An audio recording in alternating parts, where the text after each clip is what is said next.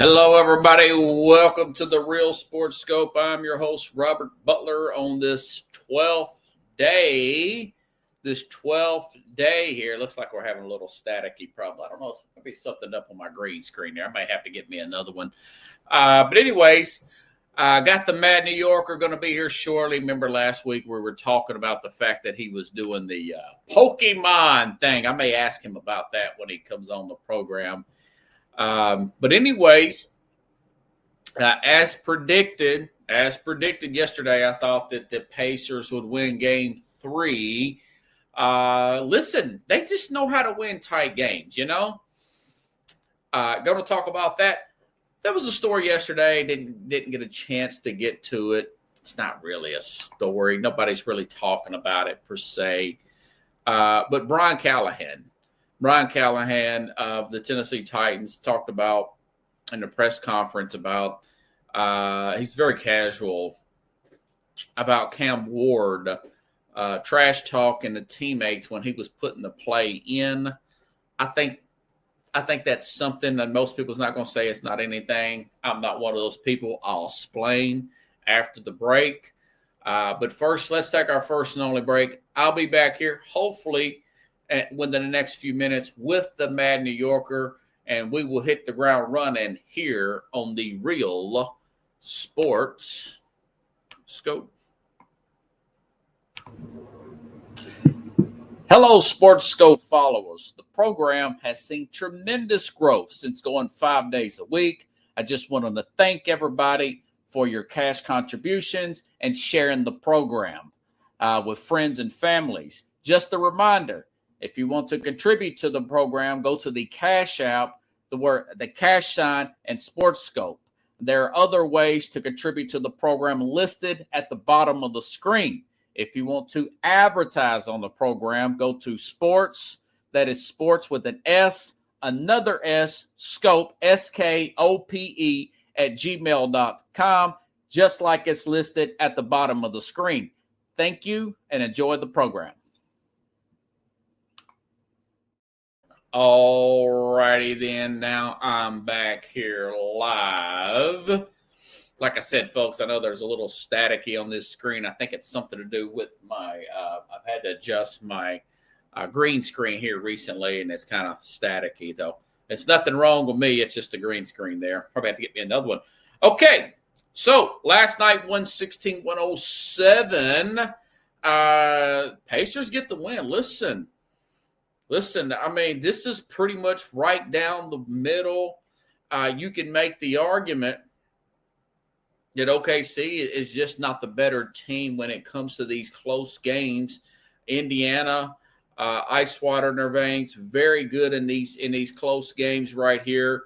If you look at the stat line, largest lead for both teams, 9 points in the paint, 50 to 48 there. So it's right down. I mean, you look at rebounding, shooting percentage, everything other than team assists there from the Indiana Pacers seems right down the line.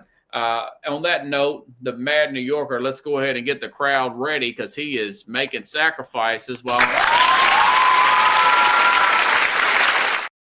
live from a hotel room. Now, you're down in New Orleans, right? I'm in New Orleans. Yes, sir. The Big Easy. So just a quick update here. How is it going? Has he been in the tournament already? No, today's the preface of the tournament. We picked up badges for his tournament, picked up some goodie bags, and then practiced a little bit, warmed up a little bit for the tournament. The tournament starts tomorrow. There's a lot of people here, Robert. There's a lot of people, my man. Oh, wow. Yeah. I feel like you're on Karate Kid or something, warming up for the big tournament. I hope he chops right through the competition, but man, that's what's up, dude. Yeah, that's I'm what's here. up. Last week we were talking about this finals, and I told you I thought it could go 6 games. Wow. Last night I thought the Pacers would win. What's your thoughts? My early sense is the Thunder, they're not very good in close games. The Pacers, ice water in close games. What's your thoughts about last night, man? Good game. Yeah, it was a good game for the Pacers. They were at home. They did what they needed to do to get through. And Oklahoma just, I feel like they just kept every time they score 4 points, they let Indiana score 6 points. So they need to show up on that defense a little bit more. They need to shoot better shots. I feel like they Better were quality trying. shots. Yeah. Yeah, I felt the quality of shots is really bad, and I just think right now it's the whole being in the tournament, having needing a little bit more fresh, needing some fresher legs, and some of these guys don't look as quick as they should. And Yeah. Indiana is doing well by putting everybody, using as many people as possible on the court, and that's a smart move right now, and it's working out in Indiana's favor. But I feel like the talent level and the ability of the Thunder is going to come through at the end, and um, we'll see if Indiana can hold them off. Good for them. If not, I think the talent level is in favor of OKC, but the Pacers are doing their the diligence, right? They're doing the things that they had to do. So and they're staying out of foul trouble, man. They're doing what they need to do, and they're keeping their noses clean, which is good. Yeah. I was looking at the stat line. Only edge I would give to a Pacers that really stuck out to me. Obviously, 20. Well, you know what? Would be these team assists here per se. You got 20. I don't know what I got. I'm overlooking stuff here. Here we go. 24-16. You got an 8, and also 13 steals there for the Pacers there. TJ McConnell, man, he's like a little pickpocket back there. Kind of reminds me of a good defensive back or a good nickel back out there picking the ball. Team assist. OKC has a tendency, SGA, run up, take the quick shot, run back. That's something that the coach has to look at on tape. A little bit more chemistry there, a lot more trust there with that Indiana team. What's your thoughts about that discrepancy in the team assist there? It kind of looks like a little bit more comfort level with Indiana. Slightly older, though, too, by the way. Yeah, I just think that the energy level is consistent for Indiana, where it was inconsistent for OKC. So it just feels like it's taking them longer to get into rhythm and pace and to Yeah, do things. And because again, Carlisle's using that bench, he's yeah, elongating that bench a little bit and allowing guys to get a little bit more rest and allowing the younger guys to be on the court with fresher legs and more speed. And that right now is kind of hindering OKC. But again, that you know, if they can keep this up, then the series it will go 7. Because these guys coming off the bench for Indiana are doing very well. Where if you yeah, flip the script, the bench for OKC is not being consistent right now. So I, yeah. I I like the energy in the basketball. It causes for a good basketball game, but you know this is I didn't want to see the series go this far, but it's good for the NBA, I guess. Plus 7 point edge too for the Pacers and fast break point 7 point edge there. Free throw shooting edge. You're going to get that. Shoot a better percentage. You got the home rims. All that makes sense. Benches usually play better at home.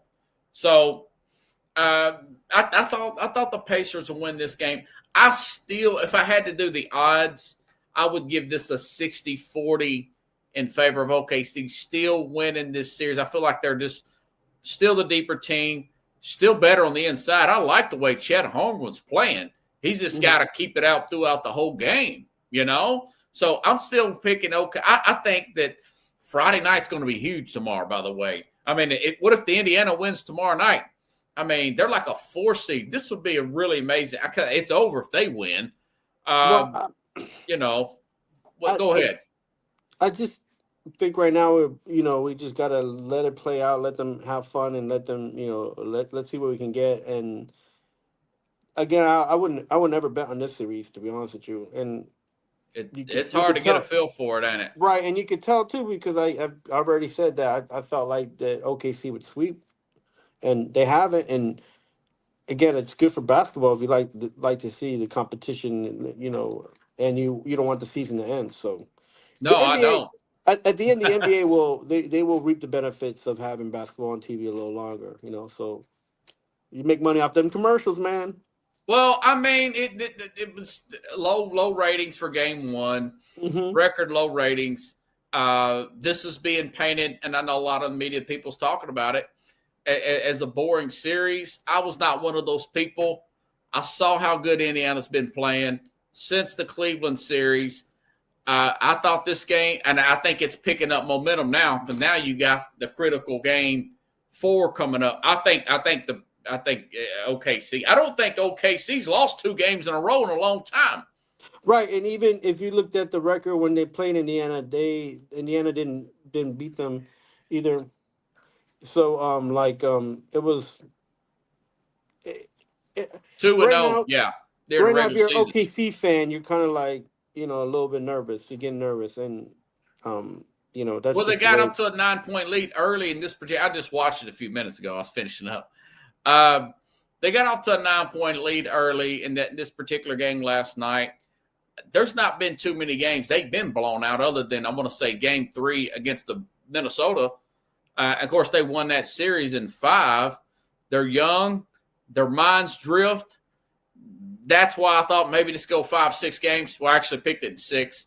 Mm-hmm. I think Oklahoma City's going to win tomorrow night, and I think they're going to win out. But we'll see. That will still be a 6-game series. I'd love to see it, like you said, see it go 7 because we got a long drought there. I mean, the NBA drought to be okay. It was like a one-day story. But then we got that long drought between then and the start of the NFL. Of course, hopefully, Caitlin Clark will come back. Speaking of Indiana, did you hear that story about, she's been out with like a quad injury. Right. 58% ratings drop since she's been out. Amazing, isn't it? You would think that they would give her a bigger paycheck now. Oh, well, we lost him. He went to the abyss. Worst case, he can call back. I don't know what happened to him. No, but 50-something% ratings drop. I thought that was really interesting for Caitlin Clark. Speaking, he's popped back. Tupac is back. Oh man, this Louisiana's nice, but the internet is. Hey, there's a lot of haunted houses down there. Maybe a haunted hotel, Chief. I got a good rate. It probably is. Got a good rate. Well, they bury the bodies above land because of the sea level stuff. And anyways, I just thought I'd throw that in there. Speaking of Indiana and OKC, another big story, man. People are downplaying this. I'm not one of those people. I think it's huge that there's been a ruling last week. The schools can pay the players directly. Mm-hmm. Yes. There's going to be salary caps and everything, like $21.5 million. Talked about it last week or yesterday on yesterday's program. I think it's going to create some more stability. Players going to be locked into contracts instead of this crazy jumping around. It'll lead to more restrictions on the transfer portal. And plus the NIL, it's going to be actual name, image, and likeness, not, hey, we're going to give you a commercial if you come to school X. So what do you think about this rule? I thought it gets huge, man. Yeah, I think it's good for the teams that are the basketball and football teams that need to get this their numbers, their scholarship, their players paid out, and organized. It's going to help the athletic directors and the coaches. It's going to eliminate the possibility of people jumping around, which is important because you make a deal in real life, you got to stick to it, man. In the real world, you can't just be making 2 or 3 deals and then just hoping that one of them pan out. That's right. Not how that works. So these young kids, these young guys who making money, these young ladies, they're gonna see what it is to be like how business should be run. When you do a contract, you got to stick with it, and you got to do your due diligence to do what it takes to make sure that you fulfill that contract. So, and like you said, it's a lot better than having someone say, "Hey, I'm going to give you one TV commercial, and here's, $20 million to play for my school for 2 years." And it also helps the universities make sure and manage budgets, like that they make sure they know what they need and how much they need, and they're not going crazy. You know, for different sports, different monies, and so at the end of the day, I think it would just kind of calm the waters a little bit. But NIL is still going to be one of those things that's going to be hard to just stabilize. So Yeah, yeah. Urban Meyer's very cynical. He said he's cautiously optimistic. Paul Feinbaum's very cynical of this and saying it's not going to mean anything. I think they're a little bit over the top. They're from a different generation. They probably didn't want it to get to this point. A lot of the older generations don't like all this change. I think it's great. I think it's good for TV. I like the alignment of these divisions. We got better football. I mean, listen, we went to a small school. I'm just now paying back. Dude, I've owed about $1,600 on my school loan out of $57,000. You know, we went to a small school. I'm totally okay with that. You know, yeah, I wish I would have got a scholarship. I would 19 years. I mean, that's pretty cool, you know. right. But I guess my thing is I'm okay with the change. And I was talking about this with an Uber rider. Look at the money that's generated. Look at the explosion of college football. How much more money has been generated through TV deals. I mean, college football is second only NFL as far as ratings, man. You know, they're beating out the NBA and Major League Baseball. I never thought it would get to that, but then again, I love football to watch over the other sports. So, what are your thoughts about the cynicism? I mean, do you think this is going to fall apart, or do you think it's going to stay stable and continue to build on what they're doing right now? I think it's right for those who are not on that part of the deal on the table, receiving on the receiving end, right? Yeah, Because you're looking at it like, well, then how does the media make money? How do people write in sports? How do people in the recording sports and in that retrospect, how are they making money? And are they going to yeah, be part of this deal? Because I think that's another thing. The trickle down effect needs to happen. And if it doesn't happen, then you're gonna get the cynicism. You're gonna get the piss poor outlook that people have of what's going on, because at the end of the day, the money doesn't fall from the top. It just stays there, and you don't want that to happen because everybody's a part of this. So everybody wants to have the hand in the cookie jar, my man. yeah. That's true. And so when you don't get to taste the chocolate chip, you just like, this is just a cookie, and that's not what you're looking for. So that's why it's there. That's why people, we're part of the media and stuff, but we know where we're at as fans, and we're doing this as far, like, it's not a hobby, but we're doing this for fun. Like, Yeah, we ain't got any cash yet. yeah, so it's Hopefully, we'll not, get the millions. but you talking about people like Feinbaum and some of these coaches that are sportcasters, and they're like, they're Yeah, in it. They've got representation that they have to pay to have help them get bigger deals. So that's part of it, right? Everybody wants to put their hand in the cookie jar, and we'll see how many cookies is being baked, bro. So we'll I just we'll see. think this is the start of something that will stop that Nico situation that happened where, I mean, the guy's not worth $4 million. He's making $2 million. He jumps the gun, and now he's making half of what he was making at a worse school with the Right. worst, you know? Yeah, and I feel like there's always going to be that situation, even if it wasn't NIL, right? That happened with a lot of scholarship players. You redshirt guys, you thinking that Mhm. they're 5-star athletes, and then you redshirt them, and then you know what? All of a sudden they're injured, they don't come back, they go to another school, this and that. Like, there's always going to be those kind of situations, but the the most important thing is that when you sign a contract for NIL, and it's something that you have to fulfill. Like, you can't just be like, oh well, yeah, it didn't work out. I'm gonna go from Tennessee to Arkansas to UCLA or to wherever, because that contract is then nil void, because part of the likeness and the image is you representing that university that you were with before when you signed that contract. Right. So that's a lot of the situation.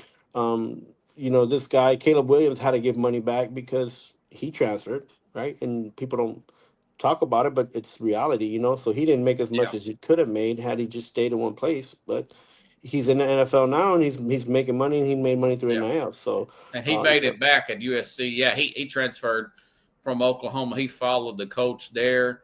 I do think that you should be able to lock these guys in to these 2-year deals. The school's paying you directly, anyways. right. Obviously, there would be exceptions if the coach leaves, Hmm. or if the coach grants the transfer. If somebody just flat out beats the kid out, and then Yeah, the coach be able to grant the transfer. I think that's fair. right. You mentioned a good point. Like, you might be a 5-star, and you might be coming in as a highly rated, uh, highly rated in your position. But if you get beat out of your position, man, or you get injured, like, that contract is still there. You don't That doesn't get voided. You still have to be doing your part as far as Yeah, commercials, appearances, or whatever it is that you agree to. You know what I'm saying? So, yeah, like, that doesn't stop, and the money will stop. There will be a system. There'll be lawyers on the other end saying, "Hey, this guy's not fulfilling this contract, so yeah. we'll make sure we get our money Not back." unless the coach grants a transfer. He says, "Hey, Right. look, we don't want the bad chemistry here. I understand that, and I think it's more than fair. These kids got to work for something now. Geez, I mean, Yeah, man. I look. it's a wild west out there, right? I think Arkansas suing the Nico family for his brother committing to Arkansas, getting the NIL money, and then transferring, not wanting to give the money back. He transferred also to UCLA. Yeah, I I mean, that mean, was a look, story a few weeks ago. these deals are everybody wants a deal, but then when they have to break that deal, nobody wants to listen to it. So, you can't have the best of both worlds, So, Right. Yeah, that's a wild stuff. I almost forgot. What's your thoughts about this coaching search, man? Man, with I mean, Billy Donovan turned them down. Why are the Knicks trying to hire coaches from other teams? That looks so desperate and unprepared. What's your thoughts about that, man? I think that, um, it's important for fans of the Knicks to just be patient, and um not worry about what's going on until everything happens at the end, like until you get, a signed deal. Because we as fans, we all want somebody different. Maybe we all have our high picks that we want as coach, but the reality is that the team is at a decent situation right now, and they have to get better. And if these moves they made to make these teams better, guess what? The coach still was not going to matter, and there's not going to be a guy who's in the right mind want to coach the Knicks if the situation gets worse. So, you know, them letting go Tibbs, they gave him 5 years. He didn't get a championship, and that's the only way you should look at it. If you coach the Knicks, the expectation is that there should be a championship coming in, and if you're applying for a job or you're looking for a job to be in the coach, that should be the only way you should look at it. Yeah. So If you're the you were okay with the firing? I know we had some sound issues last week. You're okay with them firing Thibodeau? Yes, I'm all right with that. I'm now. Okay. Okay. Uh, Yeah, me too. Like I said. I want there to be a consistency, though. There needs to be some kind of plan that Dolan's doing. That he needs to create something to make sure that the next few steps he sets up will allow them to be able to move forward and not stay in the middle or backwards. Yeah. Hearing these names like Durant, even Giannis, like, yeah, those are players that'd be nice to have to sell Yeah. tickets at Madison Square Garden, and to, like, give a small edge in the game. But we don't need that. We don't need those things. What the Knicks need is to stay relevant, is to be able to run, gun, and make points, and and try to play defense, and you can't go backwards, man. You can't. And Yeah. I like, and it's good to every once in a while have that senior leadership, but to what extent, and to what cost, right? Yeah. And if you're talking about putting someone on a team that can't play with Brunson and is an older player, like, then you should just stick with Cats, and you should have just played it out with Thibodeau. Like, Like you wasn't Yeah. you need to get better. You need to move forward. And I get it. People they want they want to see the big star in the limelight, and they want to be proud about having been able to get some of these players. But some of these players, we don't. The Knicks should not be looking to getting any like having a big three, or because that's not the way we win championships anymore. That's not a way to think Right. anymore. It's big on depth now, team chemistry. Exactly, Yeah. and Dolan should, and I don't know if people will agree with me. I feel like Rose should be let go, and Dolan should pick up a basketball manager, a basketball mindset, a basketball personnel to run the Knicks So to. who is more to blame, Rose or Thibodeau? Because Rose, Keith I Engel think says, listen, he brought in Carl Anthony Towns and his lack of defense. he did. And I the what I could say is that the Knicks didn't move. They moved up, but they didn't move over and win, and so they're both to blame. You have to take the blame. You have to be accountable for the decisions that you make as an owner and also as a leader of a GM. So you're So saying it's an equal blame? yeah, of course. And I sit here. I don't have money to buy personnel, and I'm not the owner of the Knicks. But as a fan, as someone watching basketball and wanting my team to win and see a championship, we haven't gotten that. And we Yeah. just because you come close and you smell it and you feel it, that doesn't mean that you did it and achieved it. So it's time to achieve things. And if you don't get that kind of leadership and mindset, then what are you doing? What are you working for? Like, what are you as an owner? What's the deal? Yeah. And if Do such you think something that's scaring off candidates that now it's leaked out pretty much that Dolan made this call and not Leon Rose to let Thibodeau go? Tibbs go? to be honest with you, what I feel like, and if you're sitting there as a personnel making to be in the personnel of the administration, working with the administration of the Knicks and the management and being with the team of the Knicks, the only thing that would scare me off, to be honest with you, is the fact that as a coach, as a head coach, is that my GM has to understand basketball, has to know basketball. Yeah. Like if he doesn't and he can't ride or die with me and get me what I need and get what we can do working together and fulfill, a championship run, I won't be. I'm not gonna be on that team. And they ask guys like they've had some of these candidates like Wright and some this what's his name from Connecticut. Like they've had these guys. They know basketball. Then some of these college guys, it's easier for them to Yeah. stay in the college realm because the ads are going to give them what they need and they're going to help them out. And they're basketball guys. They understand the Dan game. Hurley, is that who he's trying to Yeah, talk about? Yeah. Yeah. yeah, Hurley and Wright, they understand the game and they understand the college game. And they Yeah. understand that the college game is different than the NBA game. So, and they understand now what the game is at the NBA, and it's going to be hard to be among men, coaching men, and then also being able to have to guide them and go through a championship run when you have to deal with egos, family matters, and different things. This is a different world, man. And you can't blame them for Are you not wanting to surprised jump. that did Jay Wright turn the job down? No, I told you I've told you and I've heard there's people that have talked that he's already won a championship with some of these guys. He doesn't want to ruin a relationship with some of these guys that he has because he's coaching them now older and then they can't get a championship ring, right? He can't promise. No guy can go in He and be like, wanted, we're he going wanted to. to leave the relationship on top, Right, huh? like not just that, but even It as a can only go coach. downhill from here.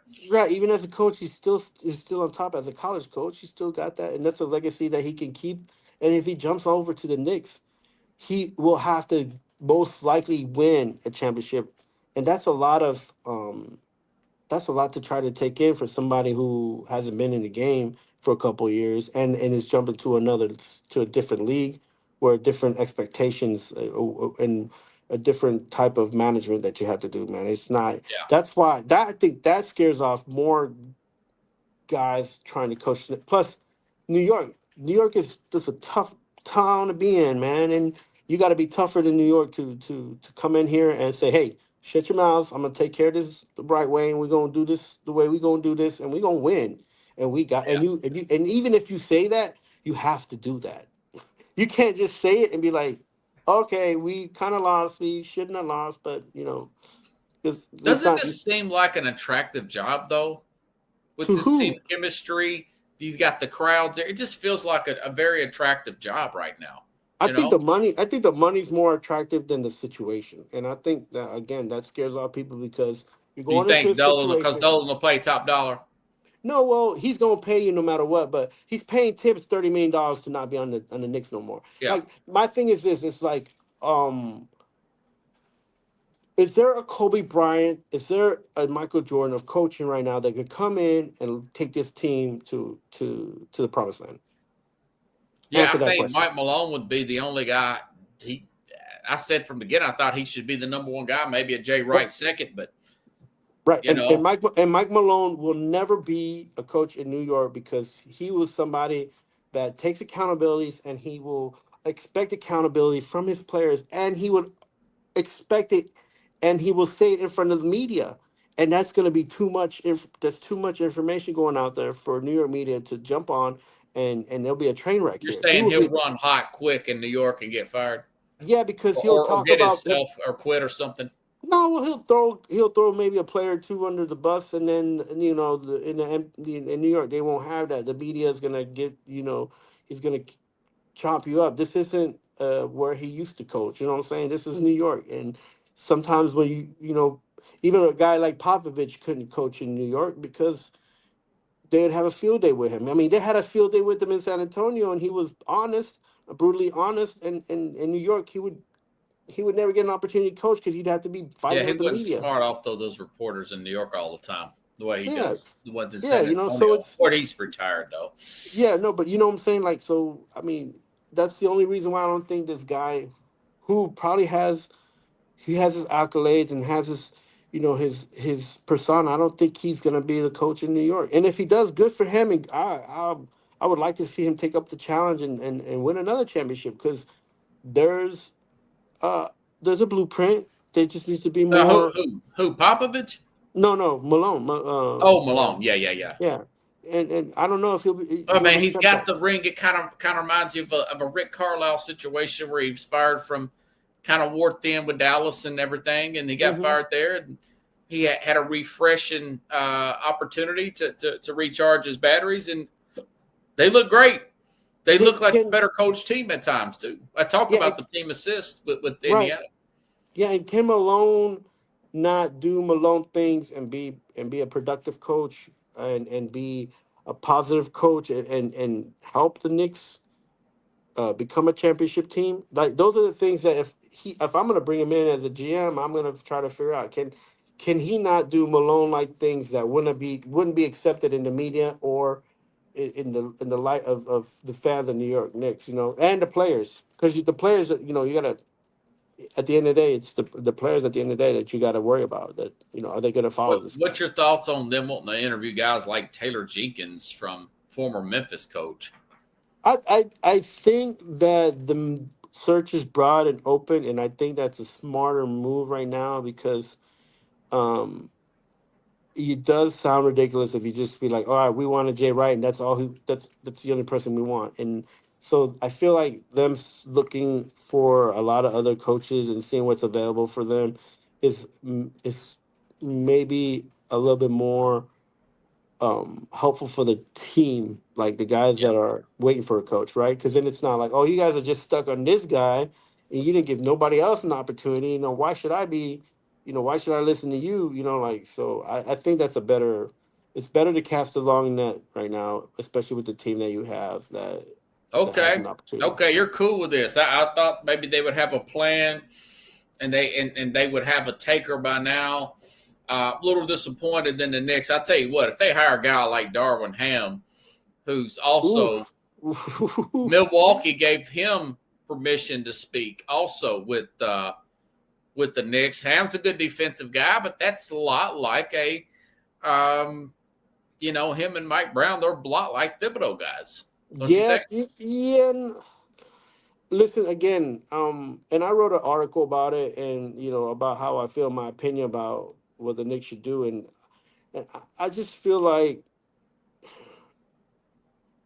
the person who gets this job has to be ready to go. Like they can't think twice about not maybe they should or they should. What would your thoughts be if they would that be a successful hire if they hired Darwin Ham? Now I think one right now there's two people there's three coaches that I think would be helpful for the team the way it is right now, and who I feel like the media would just be okay with in New York, and I like kind of like their leadership skills, and that's um, Mark Jackson because he's Okay. from New York. He knows New York. Everybody, he's Mark Jackson. Um, he's a leader among men, and he was able to build That's your up that. number one guy still? Yeah, he built up Okay. Golden State before Stephen Kerr took him over. And Right. the second guy is Jason Kidd. He's worked with Yeah. a lot of I guys. think that's already been denied. Right. And Yeah. then the third the only thing I don't like about him is that he's not like New York, but Sam Cassell. Sam Cassell. Okay, that's a good one. I haven't heard that name in a little while. I thought he would be a good one for Boston. Very good name. I totally forgot about Cassell. Now, Cassell hasn't had head coaching experience, but I'd much rather have a Cassell at 48, 50 years old than a 39-year-old Johnny Bryant assistant there at Cleveland. Yeah, that's a good name to watch, man. Right. I'll flip that. And the only reason, the major reason is that, and New York has a heart. They got hard. It'll be hard for New Yorkers to accept him for what he's done with the Rockets and the Knicks time. But is that his basketball mind with will go along with Brunson and also some of the younger guys there that handle the ball, and I feel like he'll be able to make sure that these guys have a plan when they're moving the basketball. Like, I think he played. Yeah, he played the point too, so I think he would be a good. I wouldn't be really down on the Knicks because they were looking for Kidd. You'd like to get a good point guard. It's like having a former coach or quarterback take over your team, like a Jim Harbaugh or somebody, for example, if you're doing football references. And what I like about Cassell is like he's not going to say anything in the media that is going to come back on him in the negative way. So I feel like he doesn't get enough credit for that. Like even when he talked about wanting to win a championship in New York as a Houston Rocket, and he said enough to not be poster board material. Although there was some things that he said during the game that was poster board material, but he bulletin board material. Yeah, what would he say? Material. Yeah, but there wasn't much that he said in the media. So he did talk smack, but a lot of guys talk smack when they play. Oh yeah, he's a former player. Yeah, hey, there was some video, and I've talked to you about this before, where he was an assistant with the 76ers, and he was going over a drill with James Harden. And Harden's like, how come we got to do it over? Because he was going through this layup drill, and he said, because you missed, mother effer. And so I think you remember that, don't you? Yeah. So, and Harden's like, okay, pay attention, dude. I mean, you're still thinking about the strip club last night. Get your head in practice, Yeah. No, I keep forgetting. Like, I just looked his age up. He's 55. Yeah. Won the championship in '94. Two championships with Maxwell and Hakeem Olajuwon and Robert Horry with those Houston Rocket teams, and been an assistant for a while. He's long overdue. I think he wouldn't be a reach per se if you hired a guy like that. Now, if I hired Darwin Ham or somebody, I don't have that big an issue with Darwin Ham, but it just feels like a lateral move, Right. So, anyways, got to ask you about this other story. It's not really a story. I think it could be an issue.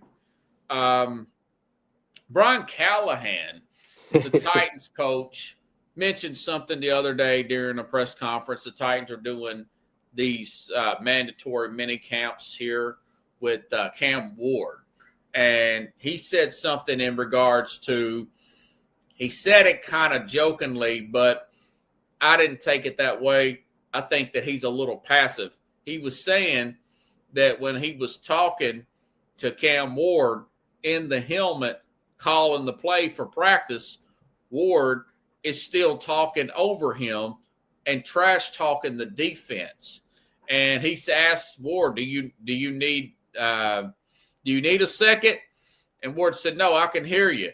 And then he does the play. Now Ward has got nothing but rave reviews from camp. He's getting there early. He's kicking butt. The other players are really complimenting him. I like Cam Ward, but I've got a sense that you got to look back and say, why would you overtalk the coach if you're a rookie in mini? I know you're number one pick and all that. That tells me he's a little passive here. And there's a lot of coaches that are very good coordinators, Norv Turner, guys like that. This could be a sign that, maybe he's not head coaching material. We'll find out. Plans, everything. This could be nothing. What do you think about that? Is that too much? Am I looking too much into that? Or this could be a telltale sign that maybe this guy might not be head coaching material, and the Titans probably looking for another coach in another year or two. Right. I never liked this pick either. I think this came in the same time as the Tibbs time. Look, it's not a bad thing for the quarterback to and the head coach to josh each other, especially if the head coach is the offensive minded type. Oh, and where he's calling the plays and stuff right. too. Yeah. So the only problem is that to what extent is it in the relationship where then Callahan still has that reach to his players that he has to be respected and he has to be listened to, and then other players too have to understand it, he's a QB, he gets to talk to the coach like that, but he's not right. He's not disrespecting the coach. They add each other and they trying to make each other better, right? So I'm not there.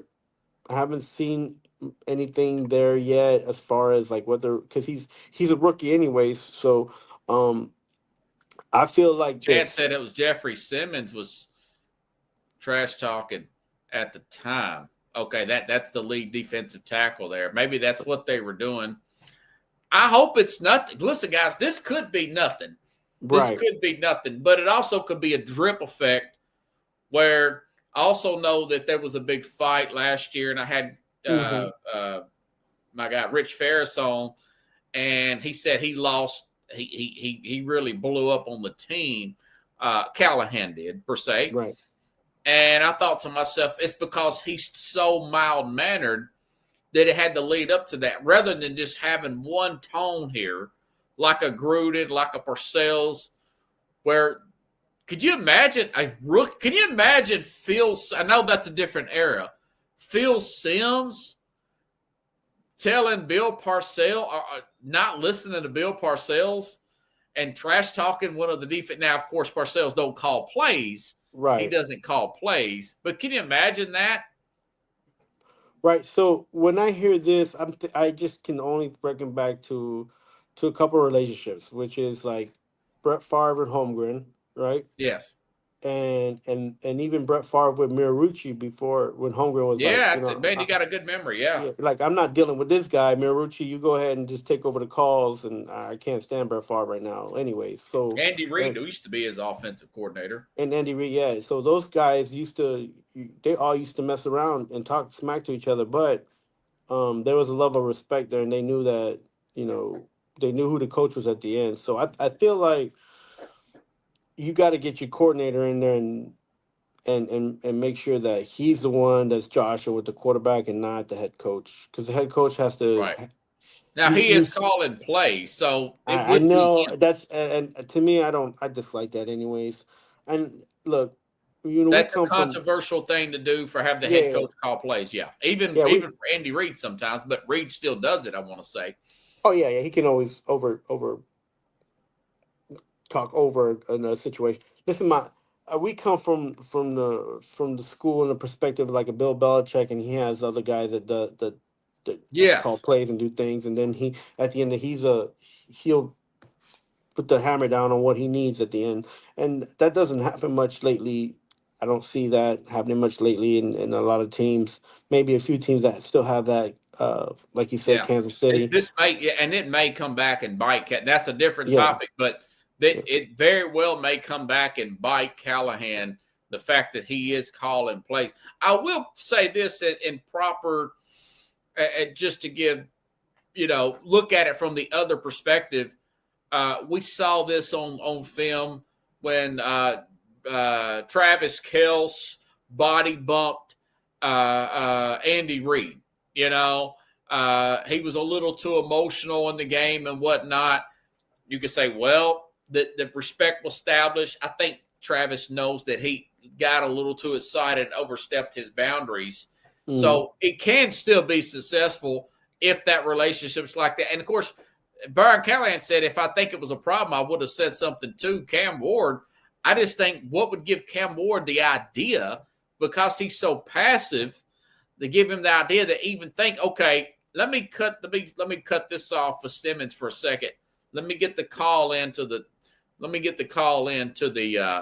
from the head coach there. Then I'll let the team know. Then I'll take a jab at Jeff Simmons. Now I do know that in a game, you would have Brett Favre would go back and forth with Warren Sapp. Right. Hopefully this is nothing, but I think everything is something. His dad is coaching on the team, Bill Callahan. Bill Callahan's around our dad's age, I think, and he's about our age. He's younger than us. Me and you are older than him. He's like 40, I think, 41 years old. I think Bill, Mr. Callahan needs to call him to the side and say, you got to nip this in the bud. This is right now is the time to nip it in the bud. For example, I don't know if you heard about this. Ben Johnson, I heard this on Fox Sports the other day. Ryan Williams. What's his name? Caleb Williams. Ryan Williams. I don't know why I keep calling that guy Ryan Williams. The quarterback for the Bears, he didn't know the play. He forgot the play. And Ben Johnson's like, no, you got to know the play. I should tell you, I already told you to play. So they had to delay a game, and Johnson saying, well, this is where we got to iron this stuff out. He coaches a little harder than a Brian Callahan, per se. So that's a little bit of opposite side of things. You said you did not like this hire. Do you think this is not going to work out at this point? Now, it's only year 2 for Callahan. What's your thoughts on Callahan evaluation? Year 2 mini count. Right now, everything is like wait and see until we get going to the regular season. You want to see if there's a transition that Cam Ward can make, even for the first 5 games. I'll give the kid 5 games. And we'll see what he can do. But I mean, the relationships, man, they can fall apart faster than they begin. So, we need to be very careful on what's said also in the media, because can't make everything, like you said, everything's something, but we can't make everything big. We have to be. Now that they're starting over again with a new quarterback, it's a wait and see thing, and there has to be some kind of patience in there as well. And look, if he's out there,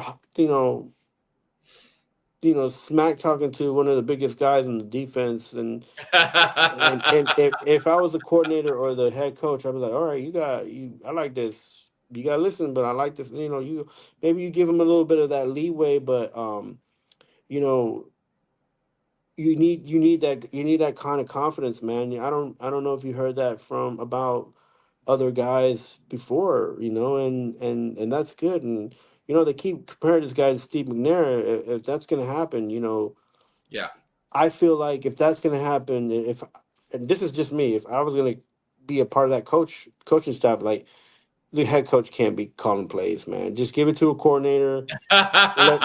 You're more upset about that than you are the fact that he overtalked the coach. Yeah. Yeah, because the problem is that there has to be. And you got a good point there. He probably shouldn't be calling the plays.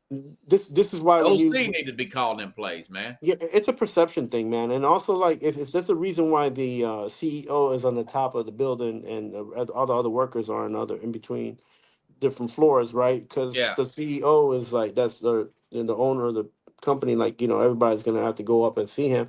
And if you don't have like a distinction and you don't build, that kind of that you have to connect with them on another level, then that's tough, man. It's tough, and this is why coaches they try to be your buddy, your friend, your mentor, but sometimes That's exactly what I'm worried about. yeah. We've had our guy. Oh, geez, what's his name? Coach Share. Now Who? mine's went blank. Our guy from Austin P. Kevin Carroll. Coach Carroll says his biggest criticism of Cam Ward is he does too much stuff off script. Well, that's got to be coached out of him to stick with the play. That was a big knock on Caleb. Speaking of Caleb Williams, that was a knock on him, trying to go too much off script. Right. So this guy being a passive head coach here, getting a very talented, very hardworking player, but he is a player that does a lot of stuff off script in Cam Ward. This could be a recipe for a disaster. It's a legit criticism. Listen, folks, I'm not a cheerleader. I praise the Titans. Some people said I praise them too much. I have praised the Titans. I praise them for what they've done. But I'm just saying, when you've got a guy that's had a lot of bad habits, and then you got a passive coach like there, what does that? I mean, that don't look good at all, man. Right. But winning cures all. I mean, everything's everything. I mean, you start winning. We're talking about the Titans winning. Steve McNair went off script a lot.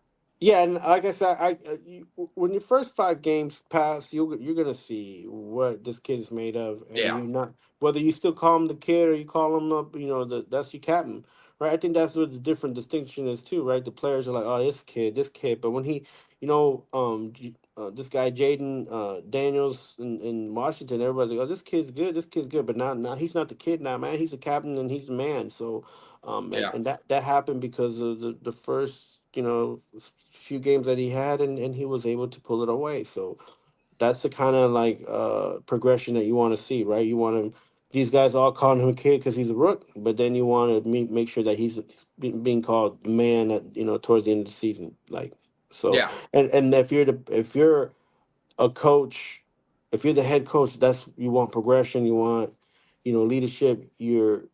But I'm not sure.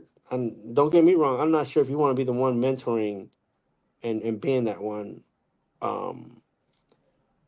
If that's his skill level in offense and play calling, if that's the reason why you got him, Callahan, if that's the reason why he's there, fine. But I don't feel like that's. I feel like maybe you could put in somebody else and and just and you guys be on and just have some kind of separation, especially the Titans are a younger team, so separation of coach and player, like you have to have a distinction. Head coach and quarterback, like separation of church and state, huh? Yeah, you have to have a distinction. There has to be a distinction between these guys, and Callahan should be able to call 4 guys and be like, okay, light blue team against white team, okay, and then the coaches do their thing, and then he should say, okay, timeout. 2 minute, then he could jump in and be like, all right, guys, enough of this BS. 2 minute drill. Let's run this thing. And then call people. I'll be like, why are you not doing this? Why are you not doing that? This is 2 minute drill, blah, blah, blah. And then step out. And then the coaches should go back and fix all those things, right? Like he shouldn't be like, all right, guys, this is the play. This is what we're gonna run. He shouldn't. I feel like that will be like, you never saw coaches like Gruden do that. You never see Belichick do that. Like, these coaches are high level coaches. You never seen them be like that. You always seen them delegating, and I feel like that little distinction and separation is important. So like this guy in Pittsburgh, he don't coach like that. Yeah, but he's about burned out. Hey, do you have anything you need to plug, Chief? No, right now I'm just enjoying my time with my son here at the championship. Enjoying trying to watch some of these. The World Cup's coming next season, so we everybody's getting ready for these qualifying games and watching these things happen. And it's a lot of sports going on. Don't just think that you got to wait for football season to start. So.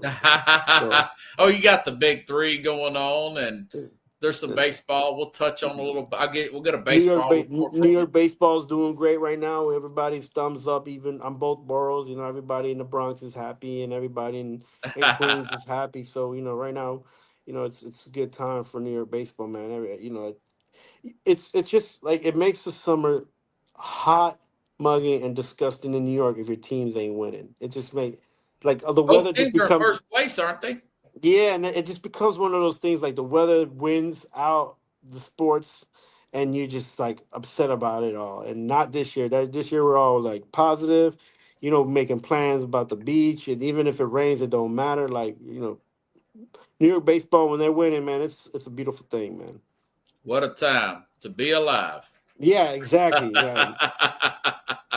Well, got to do it in the postseason, but it keeps the summer flowing. America's pastime. Mad New Yorker, hey, I appreciate you coming on. Next week, update us on what happened at this tournament, man. We got to get a W there for your son, man, and he's got to win that karate trophy. Yeah, no, he's getting wins. He's just slowly getting into the top, and sometimes it just takes patience, but he'll make it happen. I have a confidence in him. Yeah, you're getting this experience, and he's getting his reps in, his Pokemon reps. Yeah, man, it's a tougher game than it looks like, man. It's like that spelling bee on ESPN. You think you spell all the words with the little kids, yeah. But then they be spelling those big words, and you'd be like, I didn't even know that was a word. So the spelling bee's hard. I couldn't have. Yeah. I would have got destroyed watching that thing. You got to study, man. Yeah, man. So, Mad New Yorker, everybody.